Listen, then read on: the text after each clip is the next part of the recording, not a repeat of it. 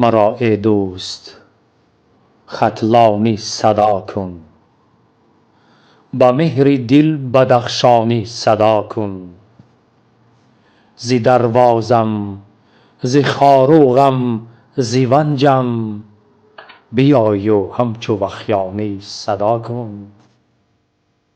به جانم دوست دارم با اختر را، مرا فرزند یاوانی صدا کن.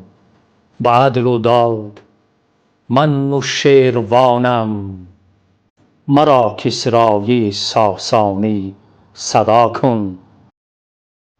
چمن پرورده این آب و خاکم، چمن پرورده این آب و خاکم، مرا از نسل سامانی صدا کن. اگر چندی که من از لیوه کندم، به پاس صدق رمانی صدا کن.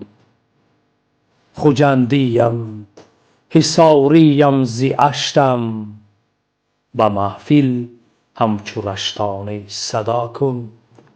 ز در بندم ولیکن در نبندم، مرا شیر نیستانی صدا کن.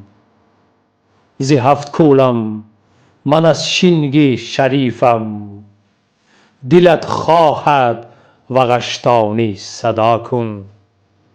ز نسل واسعم از بلجوانم، نیم مهمان به میزبانی صدا کن.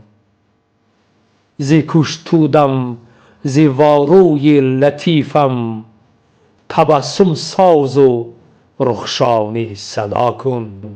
نیم من یار نانی از برایت، شفیق و همدم جانی صدا کن.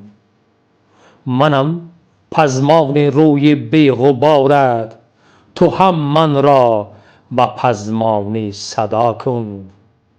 ز مسجاهم به فلغر ریشه دارم، دلت خواهد زرافشانی صدا کن. مرا از اسفره یا استروشن، به هر نامی که می دانی صدا کن. چو می بارد به سر باران مهرت، مرا با شیر بارانی صدا کن.